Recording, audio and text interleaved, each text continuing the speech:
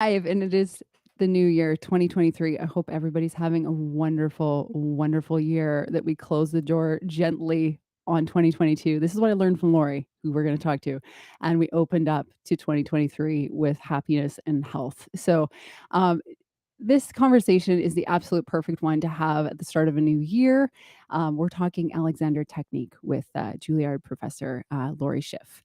And this is the most interesting thing I think I've ever found out in terms of body work, breath work. Um, it's got a lot to do with ease, and she'll talk a lot about that.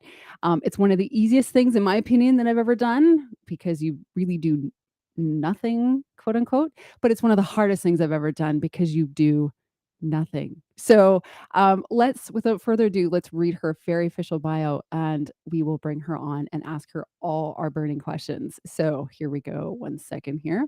Lori Schiff teaches Alexander Technique at the Juilliard School and at institutions, performing arts festivals, and conferences across the country and internationally. She's been teaching the Alexander Technique for more than 30 years to performers, athletes, business professionals, professors, writers, kids, high school and college students, doctors, lawyers, creative artists, and anyone who wishes to improve the way they live and to do what they do.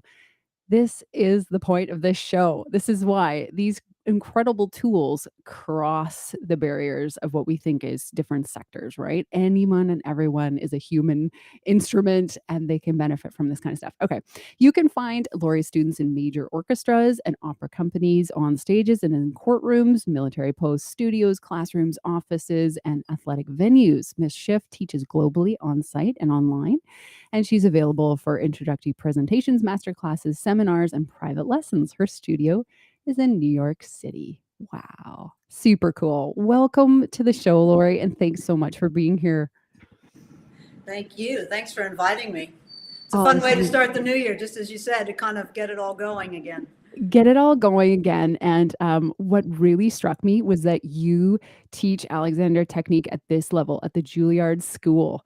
I don't think I knew just how far this technique has gone into more of the mainstream sectors. It's not just something that you have to search for. It's like, boom, it's out there now. And I wonder if you can tell us a little bit in your own words about what is Alexander Technique, because a lot of people maybe have a lot of ideas or they've never heard of it before.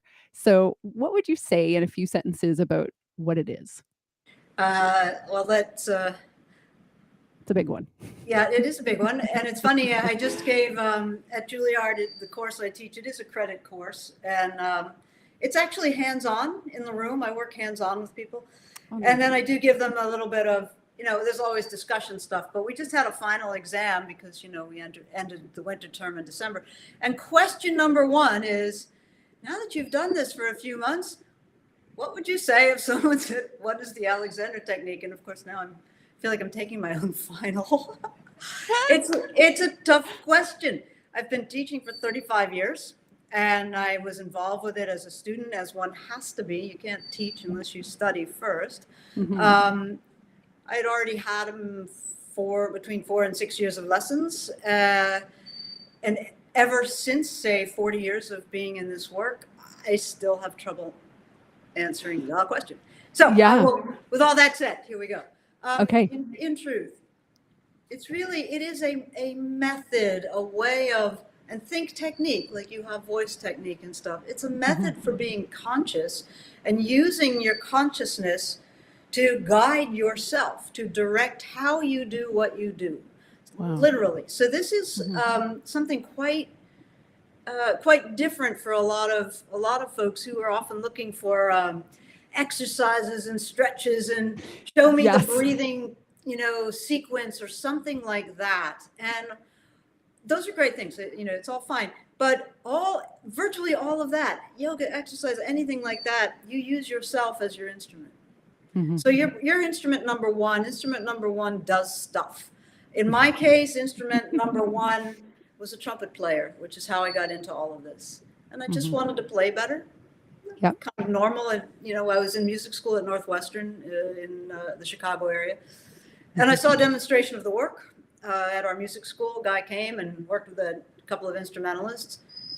About 10 or 15 minutes of working with each of them. There was remarkable improvement. Each of them played a little bit, and then he worked with them, and then they played, and it was kind of like mind-blowing. Wow. So vastly different instruments: snare drum, trumpet, and violin. And he talked a bit, and at the time I didn't know what was going on with just about everything in the world. So, Yeah. I was 20, and I just thought, well, that was impressive. I want to do that. And I was at a plateau in my trumpet playing studies. Hmm. Had a great teacher, practiced a lot. I was in a top tier school and all that. So I started taking Alexander lessons with this guy that gave the demo. John Hennis is his name. If you're ever in the Chicago area, go find him. Excellent. He pretty much changed my life in the first lesson. So first of all, it worked. Within a very short period of time, my playing was getting better. Not saying perfected, but absolutely on a better track. I was better. I was sleeping better. I was more comfortable. I was less nervous, all kinds of things like that. Some things I really didn't know about this Alexander thing. I wanted to play the trumpet better. And lo and behold, even in that first lesson, I wanted to teach because it helped me so much. And I thought, wow, I want to do this for other people. And then that just got tucked away in the back of my mind. And because I wanted to play trumpet, which I did, and I made a living at it for a while. I came to New York for grad school, but at the same time started training to teach Alexander technique, and because there was a good training course here. And long story short, I gradually phased out of playing altogether. I haven't played in years, and landed in in a niche of performing artists for the Alexander technique. So yes, I've been teaching at Juilliard for 32 years in the music division. So the thing about this work, it's for everybody and anyone who's conscious and in a body. You don't have to be a performer. I'm currently working with a fellow who's got Parkinson's. I'm working with a woman who's in her 80s who's got rather difficult back problems, and including osteoporosis and mobility issues and things like that. I've worked with people with CP and a whole myriad of other issues that were not performers. There are also people who come with just what we over here would call your basic B flat back problem. Discomfort, any kind of discomfort. The work will help you with observing yourself, doing what you do, checking out if you're actually accomplishing what you wish, and learning to discern what energy and what reactions and habits you don't need. That's the non-doing part. And in place, putting in the action and the reactions that you want. So it's really a method for learning how to do what you want to do. I just love this. I could listen to you. I could go to your lectures and listen to you every day, all day long, talk about this stuff, because it's so exciting to me that we have this tool available to everybody. You can do it now. Well, the tool you've got is your brain, and it's just kind of opening up to a particular way of perceiving, but it's all there. And the thing is, the work is actually can be taught. I have taught on Zoom and but it is immensely more effective when a trained Alexander teacher can use their hands. So we go to school for 3 years, and then there's postgrad and all that kind of stuff. Gotcha. But it's a hands-on skill. So in my room, either here where I'm sitting right now or at Juilliard, I have my hands on people's head and neck and back and shoulders, and very gentle. It's not massage. It's not chiropractic. It's guidance. But the hands are trained so that I can listen quietly with my hands and figure out what's going on in the other person as well as me, and then guide people very gently. And there's a lot of, if you watched a lesson, just a really basic one, if you were a singer, because it's a voice-related class, and you said, look, I want to have some lessons. I need to improve my breathing or something like that, or postural stuff. Say, great, come on over. You would walk in, I kind of watch and chat with people and then listen to what their goals are and what their unhappinesses are regarding how things are going. And then we begin. And in the beginning, we might be standing or sitting. We might do a little standing up and sitting down, walking around, lifting an arm, all observing how these things are happening. And are they happening the way you think? Right. So let me do Yes. this Yeah. with if anyone is watching in the moment and has the space Okay. to get you into the mindset of this, how this works. First of all, the way you use your body affects how it functions. So any of you as singers, how you are using yourself will affect every aspect of singing. Your vocal production, your breathing, your enunciation, everything, virtually everything. Also your presence on stage, how you use yourself, your whole body. So how you use yourself affects how things function in a super simple illustration. It's just an illustration. And do it with me if you can.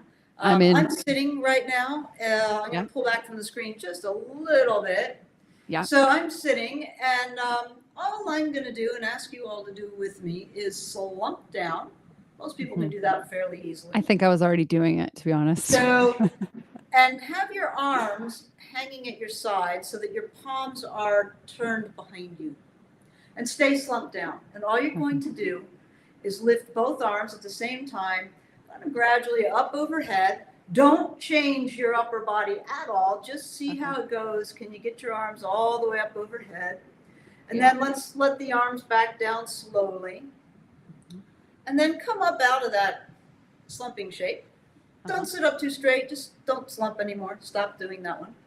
And you're going to raise your arms in exactly the same way. Palms are facing behind you. And you bring your arms up overhead. So even with that, it's immensely easier. I could go through a whole bunch of those kind of things, but I'm sure you all get the idea. We didn't do exercises. We didn't stretch. We didn't warm up. We didn't do deep breathing. All we did was change how we are using our body in a really simple way. I'm sure that virtually anyone who has an interest in singing and voice has already dealt with postural issues or has had some, probably had a coach or somebody who said, you know, you need to hold your chest up or do something like that. The situation is, it's all good information, but how we employ it and figure out what to do with it is the challenge. So if you are already in a state, a condition where you're a little, what I might call pulled down or slumping, so to speak, and you try to do any exercise, you're doing it from that place, you'll get really good at that. So, you know, think about that. So then you think, all right, well, don't do that. But then what's the alternative? And people might try to straighten up in their spine, which I'm doing now, and stiffening. And you can see there's a stiff quality already. That's common in singing. That's no good either. And besides, it doesn't last long and it's not very comfortable. So right now I'm just releasing the tension and I'm in a better balance. Oh, that's so amazing. So a few little anatomical details. We all have a spine. The spine is a very flexible structure. It's not straight. Don't make your spine straight. Don't go to an exercise class and try to flatten your back. It's not straight. So learn to use the curves that we have gently. When we all went into a slump like that, you've squeezed down on yourself and the curves have all exaggerated. When you come up out of yourself, you ease out of the curves. As soon as you ease out of the curves, the spine is supporting everything, including your head. Alexander work, it's not completely unique, but a really big feature of this work is the way our neck, head, and whole back relate functionally. Heads are heavy. So 8-10 pounds or maybe 4 kilos if you want to go that way. The head is head's balancing beautifully on the spine. So if I'm more or less like this, it's not so bad. As soon as I lean into my computer screen and I do that. That's what I'm doing. As soon as I do that, it doesn't look all that great, but it's also a tremendous squeeze down on first on the base of the skull and then all the way through 7 neck vertebrae. And because you can't detach from any part of yourself, it carries through the whole system. So you lean into your screen, go like, what did she say? And you're looking, trying to see what happened. Now, while you're doing that, the neck muscles are really clenched. And if you do that for a few hours a day, you've set up that condition. And then you could go stretch and exercise and all that other stuff and feel so much better. And then you go like that into your screen and you've done the same thing. So how you use yourself is actually the main thing. And how you use yourself when you do the other stuff, you pay attention. And the first thing is leave your neck alone. Don't squeeze yourself. And it sounds as That's simple as hard. could possibly be. Yeah. We don't have a lot of sensors in our neck, literally, at the base of the skull, literally. There's not a lot of nerve sensors. So you have to start paying a little bit of attention to cause and effect when you have opportunities to watch yourself. I would imagine some of you studying voice and singing occasionally work with video, or sometimes we'll watch in a mirror. Do those things. Really super general question. Are you squeezing down on yourself or not? Now, squeezing down on yourself is the really easy one to recognize, because one, the really basic thing is some sort of a slump. Or if you try to take this full breath and go, rip into some big Broadway tune, and you go, you've squeezed down while trying to take a breath. That's going to disorganize your breathing and your vocal mechanism. If you try to go up too straight, okay, so I'm not going to do the one thing, I'm going to do the other one. When you do this, if you lift your chest and your sternum, you're squeezing down in the back. So try it right now. Sit up really straight, lift your chest bone, and move your attention to the area kind of between the shoulder blades and into your lower back, and you will find that you're tightening and squeezing. It's a pinching, yeah. You're pinching, and therefore tightening and squeezing, therefore is shortening the spine. So instead of thinking about posture, get rid of that terminology. You're going to think about letting yourself be at ease. And are you lengthening or shortening in your spine? Really much better question to ask yourself. So if you're sitting up too straight, try it now. Lift your chest, arch your back. If you're sitting, you might feel that your contact with the chair just diminished a little bit. So you can let your lower back loosen, in other words, stop tightening. And you'll sort of sink into the chair a little. And you can equally tell yourself, well, heck, stop lifting my chest. That's really not doing any good at all. Wow. And you don't. It doesn't mean you do the other opposite. There's just this huge... Don't overcorrect. Yeah. No. So those are, tips on just kind of an awareness element, but it's beyond observation and awareness. It's doing something with it. Yeah. So, often... after some lessons at school with students, they'll say, oh yeah, this is all about awareness. And I said, well, yeah, but I'm sure you were aware that you had tense shoulders before we met. So actually, I think maybe there's more to it. So just to get people thinking past that, you're getting information from your kinesthetic sense. If you're uncomfortable in some way, it's not a message from the universe, it's a message from yourself. And it's a message from yourself to say, hey, something's going on, pay attention. And you don't have to feel that way. Yeah. Exactly. There's a big one. It's not a requirement. Discomfort is not a requirement. In fact, it's just, it's an indicator that things aren't quite what you want. So excess tensions like that, how that impacts breathing for all humans, and singers just are sort of professional breathers and users of breath. If you're tightening in your spine, all of the ribs have joints to the spine. So if you tighten in the spine, the ribs are being just held a little. Not a lot. Nobody dies, not a lot. But if you then try to breathe in a full fashion, the ribs are being held down. So you want to be long and open in yourself, in your spine, so that your ribs can move gently, not forced, not exaggerated. They just need to be able to move. Yes. So anything that interferes with rib movement interferes with efficiency of breathing. Anything. Sitting up too straight, pull up your chest, you've interfered with rib movement. Crunch down on yourself, you've interfered with rib movement. Breathe low. Well, when people inhale and push their guts out, they're pulling their chest and torso down. So that's like, don't do that. When you go to yoga class or exercise class and they say, great, breathe really low. The idea and the concept, fabulous. I think translated into breathe fully and don't interfere. Yeah. And fully. I love that. Fully. So fully means the top of the ribs go just all the way up to the collarbones. So if you're trying to hold that down in order to not breathe too high or chesty or something, let go, because you're getting in your own way. Right. If you're trying to put air low, the reality is you can't. Just sheer reality. The concept is breathe fully. Breathe fully. So, and we're three-dimensional. So that means front, back, sides, everything. It doesn't mean, breathe into your back, because that's nice, but forced again. Force. Forced again. Force, and the force, thing force. is, Yeah. To really make it so practical is, air is a gas. So when you breathe in, you can't put it somewhere. Right. Nice. It's not like water. Yeah. You pour water in the jug and it fills from the bottom up. And people say, well, fill your lungs from the bottom up.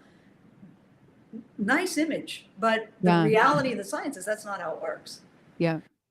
Don't interfere. Don't interfere. That is going to be my theme for the year, I think. Don't interfere. Like, it's so good. Another way to say that, because sometimes people get a little bit sensitive to a use of a negative term. Leave yourself alone. Leave yourself alone.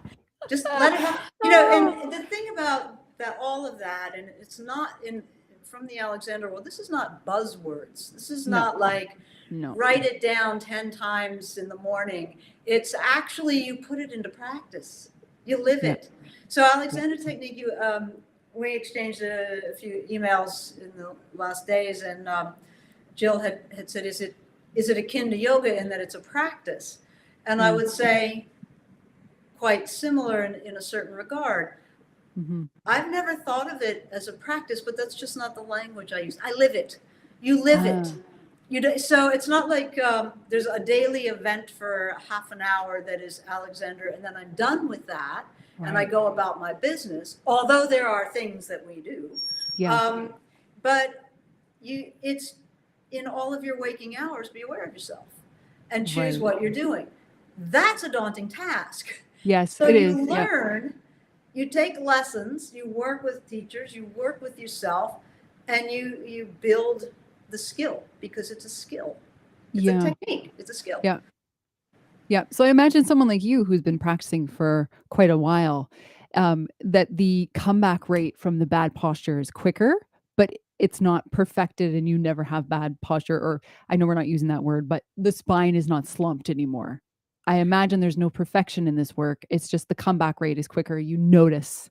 I think that's, and there's less to come back from. Sometimes. I mean, so good. Everybody is human. And, which one of us is completely conscious in our waking hours about ourselves and everything else going on? Mm-hmm. There are definitely some that are high up there, but that's a daunting challenge.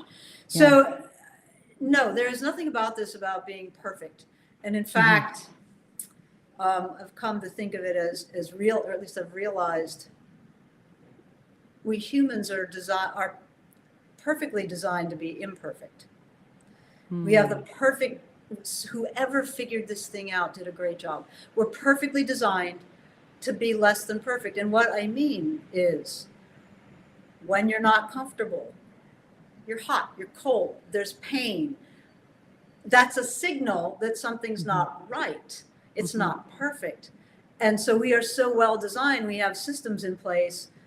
If we listen to ourselves, we can actually change that. Right. We spend so much time not listening. Yeah. We're perfect in that regard. Yeah. As we live and learn, our brain gets fine-tuned into the particular things that we're paying a lot of attention to. So when you all are working on singing, you get really fine-tuned to the sound you want to emulate, so many details. Your brain starts tuning into these things and gets better at it. You are your brain, so I could say you do, but it's the brain, and the brain is constantly getting information and assessing and doing something with it. And what happens with Alexander work, and particularly when you get the hands-on input from a teacher, is that you fine-tune your kinesthetic sense, your feeling sense. Right. So of course, everyone in this YouTube virtual room, wherever we are, everyone in this place has had an ache or a pain. Everyone in this place has walked outside, your place being Canada, mine being northern US. You've walked outside and gone, whoa, it's cold. Yes. Every one of us. But look what I just did. Oh, So my slumpage. shoulders Yes. pulled up, my neck pulled down, my hands are clenched. And if I were outside, I might, well, not today, but be very cold. That's Yeah. such a normal, habitual reaction. But the reality is, did that make me warmer? Not Yeah. really. And No. so when I then say, oh, whoa, it's cold. Oh, no, I'm not going to do that. You can stop it because you Yeah. tune into your kinesthetic sense. And to the kind of point Jill was making a minute or two ago, doing this work over time, whether it's 3 lessons or 300, you continuously fine tune as if you choose to. People come and have a few lessons and it's like, oh, that's kind of boring because they're so Right. still. Right. It's not, this is not jumping around like a dance class. It's not that exciting in that regard. Right. But if you could learn to jump around better in your dance class, you might think that was pretty exciting. Right. If you could Yeah. sing higher and louder and more in tune with less effort and for longer periods, you might be excited about that. Who doesn't want that? Like, oh, yes. So you have, but to get to that, there are building blocks and steps. Anyone who took any exercise or yoga class, if you hadn't been doing anything for a month and then you went in there and it was a new one, you're not really sure of the moves, you're not sure of yourself, and it's a lot, but you keep doing it, you get better at it. Same thing with this. It's a skill that you develop. It is, I think, Jill, you mentioned in some of the questions that you wrote to me earlier, it's often referred to as mind-body work or sometimes mindfulness in motion. That's today's language. Mindfulness is kind of a word that people can kind of connect with these days, and it's sort of out there in the universe. Alexander he figured all this out by the 1890s. He had a full-blown method. In the early 1900s, he was writing essays and books, and he couldn't find the word he wanted. He referred to it as psychophysical, which you could say is mind-body. But it's more so because he also goes on to say, and to remind us that there's absolutely no disconnect. I can't talk about my body and assume that it's separate from the brain that's telling the mouth what to do. Right. Exactly. It's all one thing, and it is 100% full on inseparable. Yeah. So it's interesting to keep that in mind. You do a warm-up exercise and singing, whatever it is, you're trying to fine-tune yourself, but you're also fine-tuning your brain to give attention to these things. If you're doing something to warm up, breathing, for example. But if you just go, okay, I did that, and completely abandon it and never pay attention to that again, you won't derive a lot of benefit from that. Oh, this is such good conversation. Can you talk a little bit, Lori, about Alexander and how he found this technique? I find that fascinating. He was an actor, correct? Yes.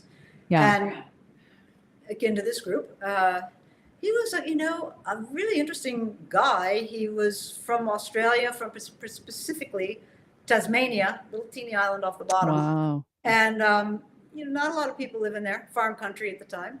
And he really wanted to be an actor. And at the time, they didn't have things like sound systems.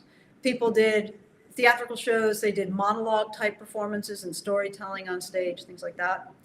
And he kept losing his voice. He'd go on stage and he'd be all fine. And the story goes that he would get hoarse and lose his voice. This was frustrated to a passionate voice user. So he went to the doctors and said, what do I do? And they said, vocal rest. Some of you may have been suggested that's that. a big one.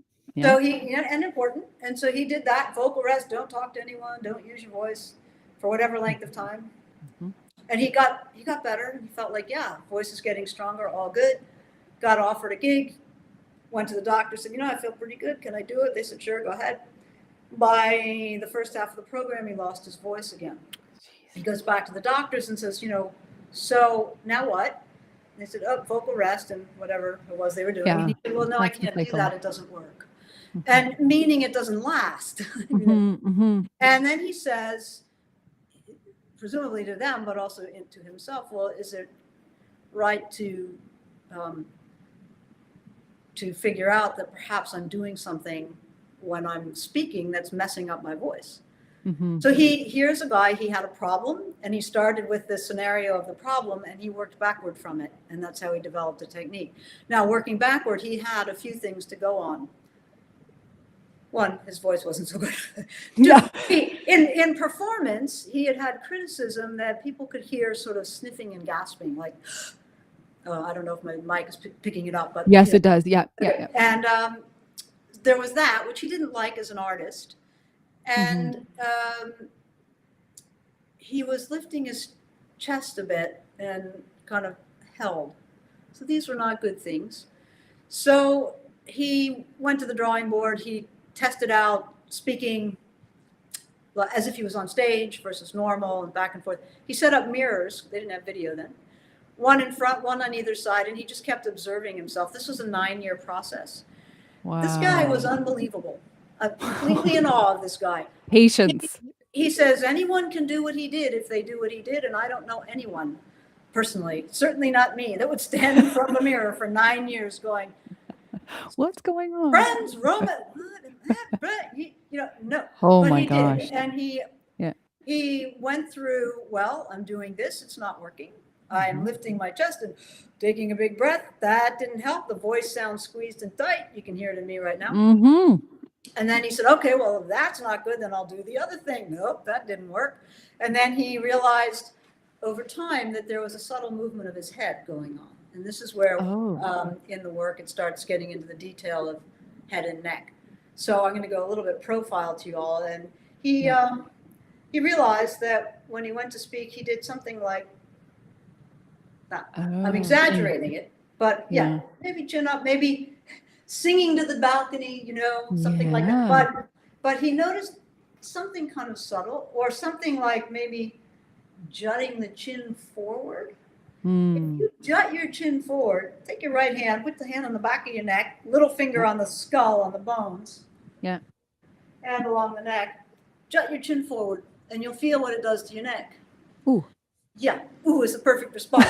So what you've got there is 7 neck vertebrae going squeeze, and by the way, your entire vocal mechanism is in that area. So of course it's squeeze. Now, even if a tiny little bit of squeeze happens, it will have an effect.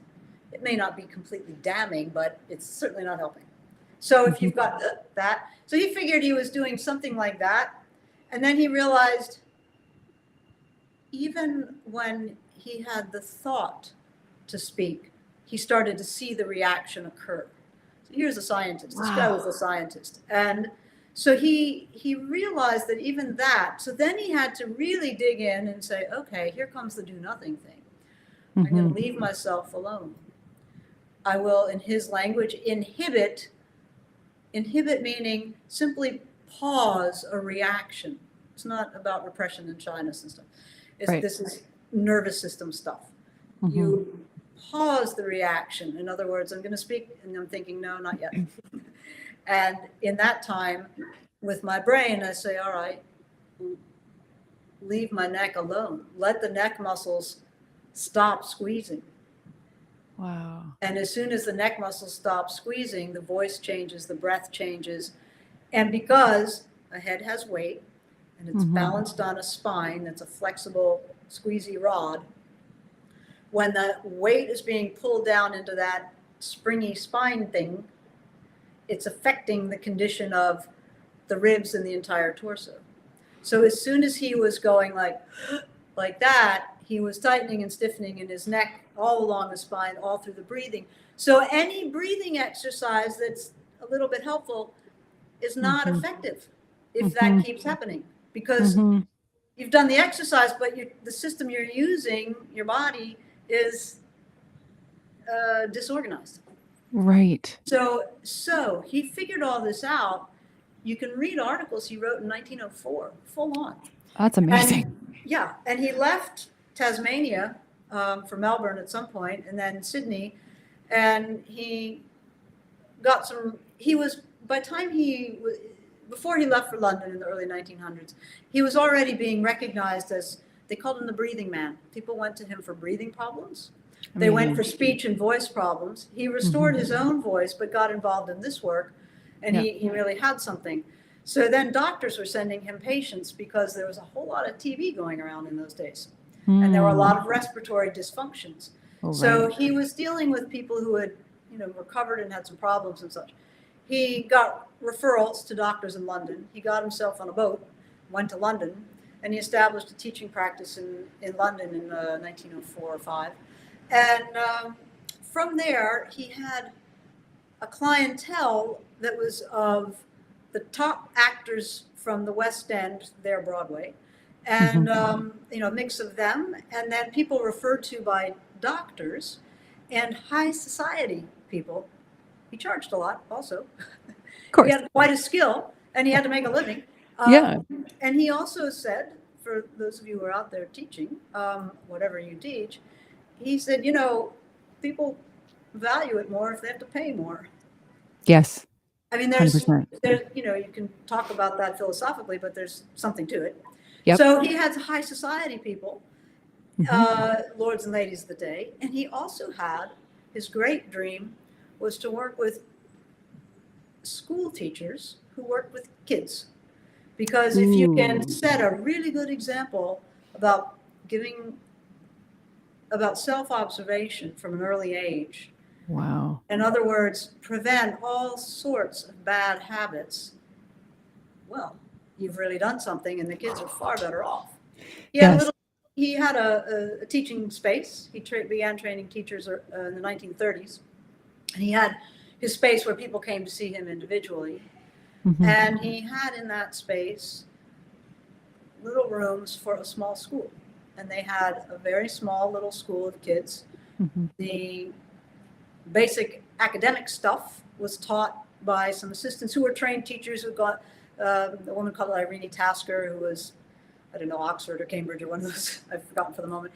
But she was also a Montessori trained teacher and worked with Huh. kids. And this little school was very interesting. They put in Alexander's work absolutely in conjunction with learning how to read and write and Wow. memorize and things like that. And Okay. so if they were writing, they were helped with how they were sitting and writing. If they Hmm. were asked a question, they were instructed not to answer immediately, but rather, we might, in our day, might say sort of gather themselves, but to Yeah. actually pay attention to their use, inhibit tightening, and then speak. And I've read some original work by these kids. The school's long gone, Mhm. and I've read some letters from parents to him that I found. And it seems that the kids in today's, at least in America, in today's society, we would say they were students with special needs or some learning disabilities. There were kids that were having trouble writing or reading, and in the Mhm. normal schools, they weren't getting attention they needed, and then they would get really anxious. And then Mm. they were bright. There was nothing wrong with their intelligence. They were just anxious and under too much stress and not not able to manage the anxiety that interfered with building the normal educational skills. In Wow. this school, they found a place where the kids actually were thriving. Oh my gosh. That was one of the places I wanted to go with you, Lori, as I Yeah. read this about anxious feelings build when the breath is difficult or constrained, and that has everything to do with how we're sitting and standing and living. 100%. So, can you talk a little bit about this work and how it actually helps people with anxiety or emotional difficulties Sure. and what they experience through it? Yeah. It's, an enormous area. Yeah. Uh, but we function largely, a large part of us is functioning according to sensation. Hmm. So I'll go back to that. You walk outside, you feel cold, you do something. Yeah. You might actually get a sweater, actually. So, in other words, there's a sensation that's prompting behavior. Hmm. So, we are walking sensation receivers. And so, if you are, my goodness, we've all been living in this rather interesting time with the pandemic Hmm. at various levels. And it's certainly been anxiety producing for large parts of the world. Very normal. I mean, it's kind of anxiety producing. So what Hmm. happens? Well, you get a little nervous, you're a little tight in your shoulders. Maybe you're not sure about an environment you're entering, so you're kind of clutching a little, you're a little Hmm. on red alert, like, oh, somebody's coughing over there. Uh-oh, maybe I'll get COVID. You know, I mean, Right. I'm just describing things I've witnessed lately. Yes. And so what happens to you? You don't necessarily get COVID, but you get a little tense, a little tense, energized, tightening. You're tightening, you're squeezing, and then you feel this sensation of tightening. If you are getting anxious about a performance, you might feel your heart rate going because your mind is in some little element of fight or flight response, a fear response. And so if you have the sensations of fear and you are able to manage those sensations, literal sensations, you don't have the fear element anymore. You follow? So if I feel afraid, literally feel, oh no, I'm afraid, it feeds, it's a loop and it feeds that. Yes. But if I can control that sensation, and there are many strategies, this particular one is pretty direct. Like, oh, my shoulders are going up. I'm about to play the Bach Magnificat and I'm a little tense. And I'm going to miss all the friggin' high notes if I do that. So, but I can feel it, and I can feel it much sooner than I would have 10 years ago. Yeah. I can literally direct myself, oh, let go of that tension. And Stop tightening. If you are tense, if you are tight somewhere, people come in and go, my shoulders are so tight. Yeah. I urge you to consider who's tightening the shoulders. Oh, wow. You see? Yes. So, and it's right there for us to see, which Alexander figured out. That's where the genius is. So we have this ability that humans are extraordinary. Extraordinary. The things that we're capable of are insane. But how do we get there? It's what we pay attention to. World-class athlete in their sport, what they do, a world-class singer, because they've put so much attention there. Well, let's go back a little further to the self and put some attention on you.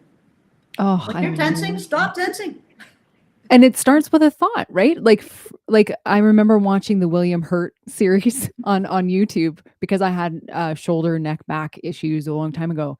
And one of the main things was free the neck, free the neck. And it's so simple, but you could instantly feel. And then you went, I didn't realize I was even doing that. Right.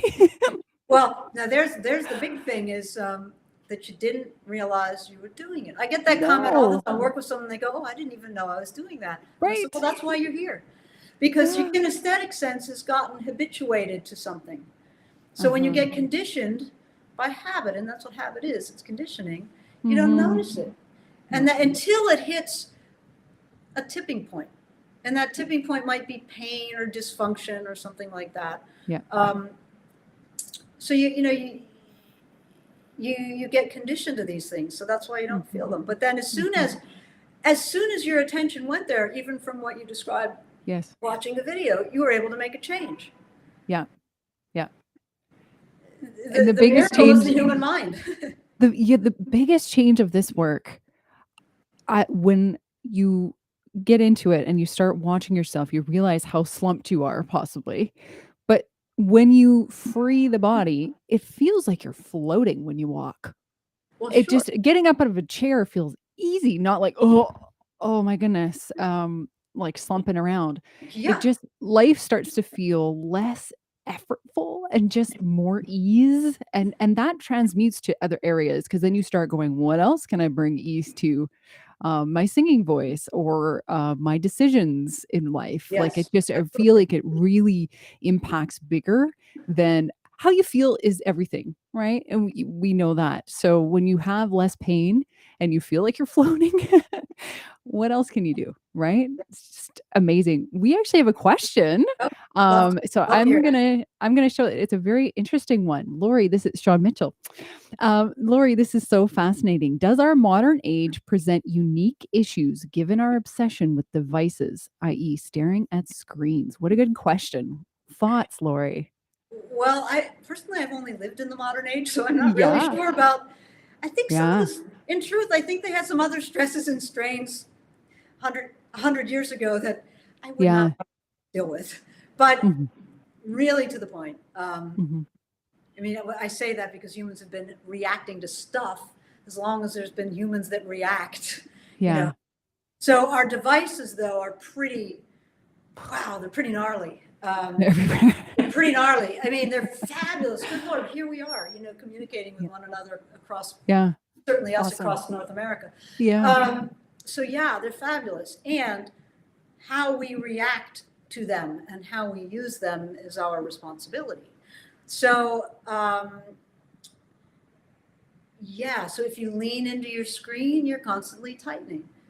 Well, it's not the screen's fault. No. Really not. And there's a lot of good, there's like cool stuff on mine right now. So, it's not the screen's fault. So it means take it in a really positive way. Like, oh, here's an opportunity, a challenge to pay attention to myself while I'm doing this other thing. In this case, looking at a screen, and I'll say a computer screen because it's likely that's what we're all doing. Yeah. So how are you? You ask yourself, well, what am I doing?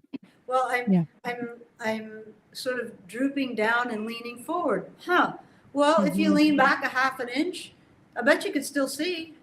And if you lengthen up a little bit, I bet you can still see. Yep. And if you happen to notice that your face has kind of gone forward, well, think about, don't stiffen huge, but just think like, oh, well, what if I just sort of gently get my head back here a little bit? And that changes. So here we have these devices which could trigger us, and mostly do, 99% of the time, likely for 99.9 of us, they trigger a lot of maladaptations. Yes. But it goes beyond. So I use sitting here as an example. It's a great challenge. Use it as a challenge. Don't say, oh man, it's just because I'm at the computer all day. Well, hell, figure it out. There are ergonomic things.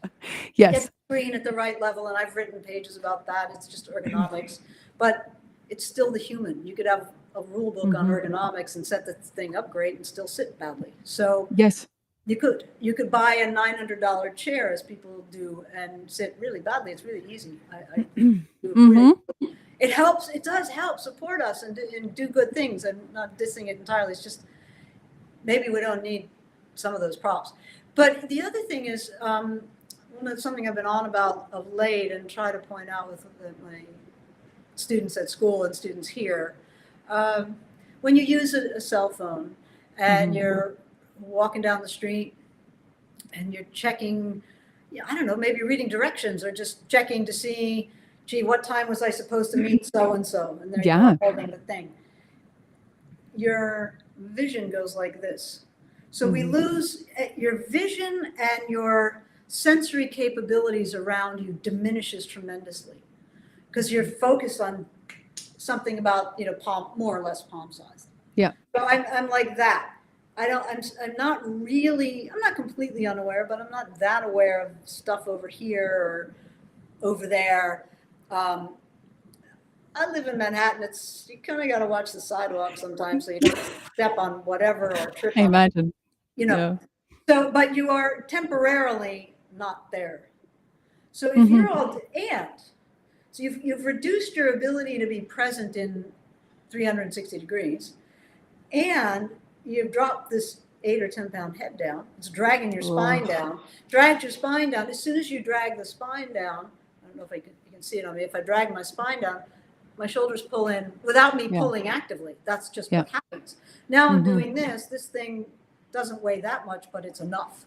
So as soon as I'm holding this thing and it weighs something, I'm pulling in here for whatever length of time I'm dealing with that. A second, a minute, 10 minutes reading, all in that configuration. And I've diminished my presence in my environment. Wow. Now, early humans, when we got up on 2 feet and we started we needed to be looking around and scanning in our environment because there were threats. There were, I'll say this way, there were risks, but there were opportunities. I'm like looking around, oh, there's a lion. That's not good. Or I'm looking around, there's some fruit on the tree.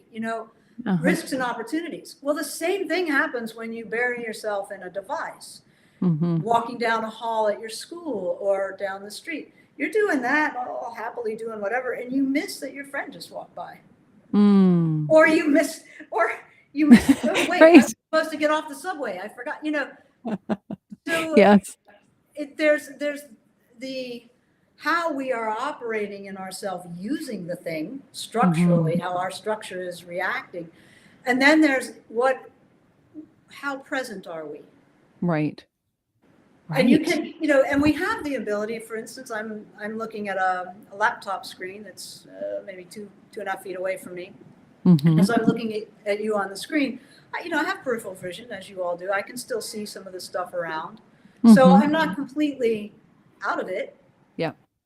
but my primary attention is here. As soon as I diminish the size of that screen, I diminish my peripheral vision. And my Gotcha. ears are focusing on what I'm hearing. I can hear Mm. sirens in the background there, Yeah. but it's not the same. No. So yes, it is the wrong answer to whoever asked the No, question. I love it. But, Keep going. Keep but going. yes, these devices are really challenging. Yeah. We had different ones before, different challenges before. Humans are perfectly imperfect, meaning we're adaptable. So if you're going to Mhm. spend a lot of time on devices, adapt Mhm. the environment and the structures as best you can. Mhm. You know, get the thing the right height, get your eyes seeing at a pretty much Yeah. a straight on vision, so you're not looking up at a monitor like that. If you're Right. using a laptop, if I'm on a laptop, if I wanted to type something right now, I actually can't unless I get right close to it. Right. But another solution is, you get another keyboard, and then Yeah. you have the keyboard Oh, separate. You can I do love these that. things. They require buying a thing, Yes. but for some people that may be useful and possible. Yeah. I try to think of ways that are really efficient that we can figure out from ourselves. How can I use Mm. me better? Mhm. How can I sit higher or lower? I don't have to go buy another chair. I'm actually, right now, Right. I'm on a stool, but I'm sitting on, I don't know, I ordered something in the midst of all that ordering phase of, and it came packed in this, with styrofoam. And I thought, well, that's interesting. It's about the right height. And so I just, Why so not? and I don't Why have to go not? buy a cushion. they sent me one in a box, so get creative. Get creative is probably the short way. So I have a really interesting question for you. Eye strain is a big one with computers, and I'm wondering if part of that, because if vocal strain is a part of this not lined up, have you ever heard anything about the Oh eye yeah. strain that we Oh experience yeah. and the yeah, tell me Absolutely. about it. Tell me about it. Oh my goodness. Well, if you're squinting, Yeah. that's training. And besides that, you're really wrinkling up all this stuff. And if you do that for a long time, you might get all Uh-huh. wrinkled. I don't know. So, Yeah. it's Yeah. you use affects function. But if you're constantly straining and stuff, your brain is having to work pretty hard at that. So the Mm. more you can let yourself be at ease, the Mhm. more you can be in a good balance. That also goes to learning to allow images to come in as opposed to trying to see. Mm. There was Ooh, I love there that. are a number of Alexander teachers who have delved into vision and Alexander work as a special interest for themselves and for Mhm. teaching. Um, Mhm. there's actually quite a few out there.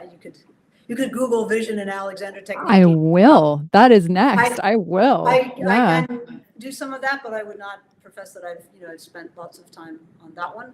Awesome. So, but I think your question suggests you're connecting all the dots, I'm and really meaning, sitting here going, "Bah." oh, Yeah. so these so many Yep. discomforts or discoordinations could be improved by rebalancing your entire system as opposed Mhm. to one part. So a Yes. human always functions as a whole human being. Now, you might stub your toe really badly and actually break the thing. It's so painful. Yeah. And that's a traumatic situation in a specific part. Mm-hmm. But that thing affects how you stand, walk, sit, put pressure on your foot, Everything. react to everything. So Your that toe doesn't mood. live, Yeah. that toe doesn't live by itself. No. If you have nagging neck problems, discomforts because you were sitting at devices all day and hadn't figured Yeah. out how to manage that, then you've got this nagging neck thing, and then you get kind of cranky. I don't know. Yes, People use that, but absolutely. kind of Yeah. annoyed, and then some loving family member says something, and you go, you know, like, oh, that wasn't, you know. Right. So it begins to sound like a cure-all, and it sort of is for an awful lot of the things that happen to us. Is it a? Yeah. There are certainly people who have conditions and situations that are, I'll say, medically really challenging. Mm-hmm. If a person is functioning neurologically, has a functioning neurological system, has cognition, and is interested in themselves, Mm-hmm. they can improve whatever their situation is.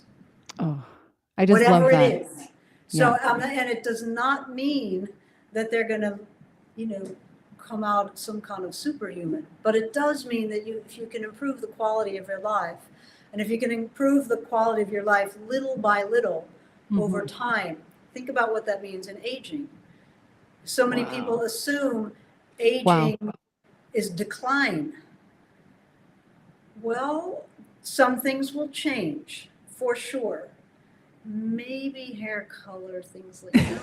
There are things, but aging should not automatically mean I don't move well, or I'm hurting, or this or that, or I hear from someone who says, oh, I'm 52 and I'm just, everything is starting to ache. I'm getting so old. I'm thinking, wow. It's not the number. Oh, we could have a whole conversation on this. This is huge. Huge. So, huge. Not to have an endless conversation. If you have the means of finding an Alexander Technique teacher, and I do mean someone who is trained and qualified, because there are people who have lessons and they've learned a lot and they're really enthusiastic, and they happen to be a voice teacher, or they got into taking Alexander lessons as a voice or something else, and they say, okay, well, I can show you, I took these lessons and I can show you this. They can give you good information, but they didn't go through a full-on training course. So as I said, I had many years of lessons before entering a 3-year training course for 1,600 hours minimum, and then have had many, many, many hundreds of lessons and work since then. It doesn't stop. It's like learning. It's an art. You don't stop learning it. It's like singing. You don't stop learning. No, you get more interested in, so, it's a rabbit hole. It's a wonderful one.